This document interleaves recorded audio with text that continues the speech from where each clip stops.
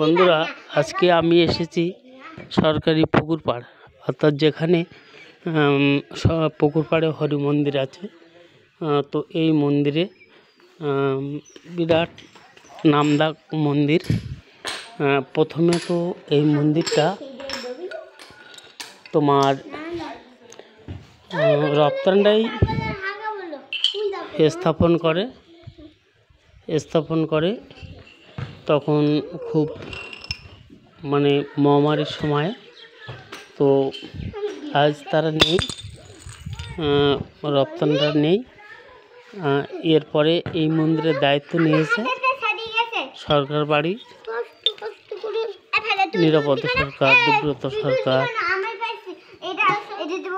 বিভিন্ন সরকার বাড়ির প্রত্যেকটা ছেলে এবং বৌমা সবাই মন্দিরে যখন পুজো হয় প্রত্যেক বছর, এবং আশপাশের সমস্ত মানুষেরা একত্রিত ভাবে এই মন্দিরে পূজা ব্রতী আরাধনা করে। তো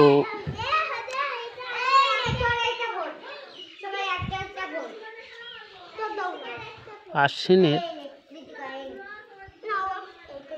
শেষ লগ্নে অর্থাৎ কার্তিকের 5-6 তারিখে এই মন্দিরের পূজা ব্রতী হয় এবং বহু মানুষ এই মন্দিরে মানত করে তাদের মানত সফল হয়।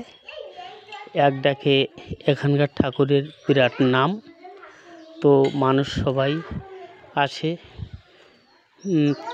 প্রায় 1 সপ্তাহ ধরে এই মন্দিরে অনুষ্ঠান চলে, নাম কীর্তন সহ পদাবলী কীর্তন। বড় বড় গায়ক বাইরে থেকে আসে, বিভূতি সরকার থেকে শুরু করে আরও সুনামখ্যাতি শিল্পীরা এখানে কীর্তন করতে আসে। তো বন্ধুরা, এই মন্দিরে লাগোয়া করে এই যে পুকুরটা দেখতে পাচ্ছ, বিশাল বড় পুকুর, প্রায় 10 কাঠা এরিয়া এই পুকুরটা, এবং এই পুকুরের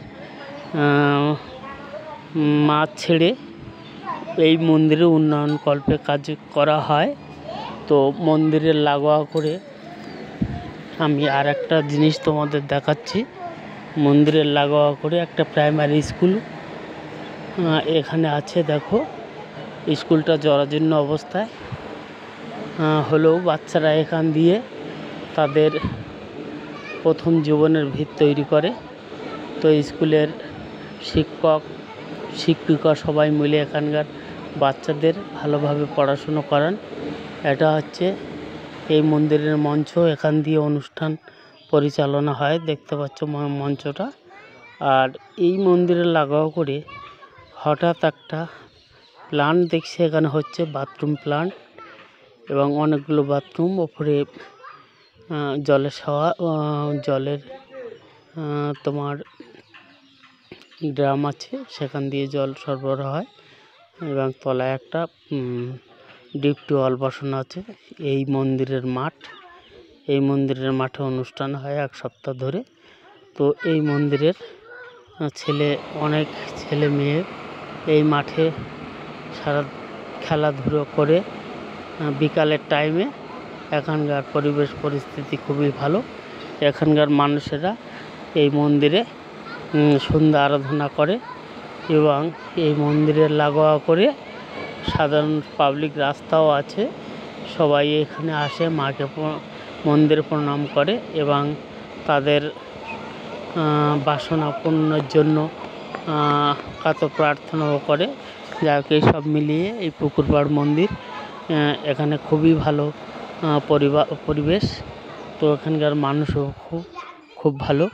সব কিছু মিলিয়ে এই মন্দিরে এখানে সারা বছরই প্রায় অনুষ্ঠান লাগোয়া থাকে, কখনো ক্রিকেট খেলা, কখনো ফুটবল খেলা, এবং এখানকার আশপাশের মানুষরা সবাই মিলে প্রার্থনা করে সারা বছর ঠাকুরকে।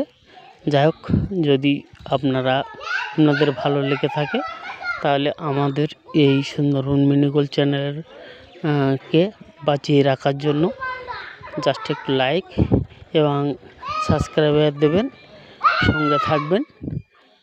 ইতি রঞ্জন মিস্ত্রি।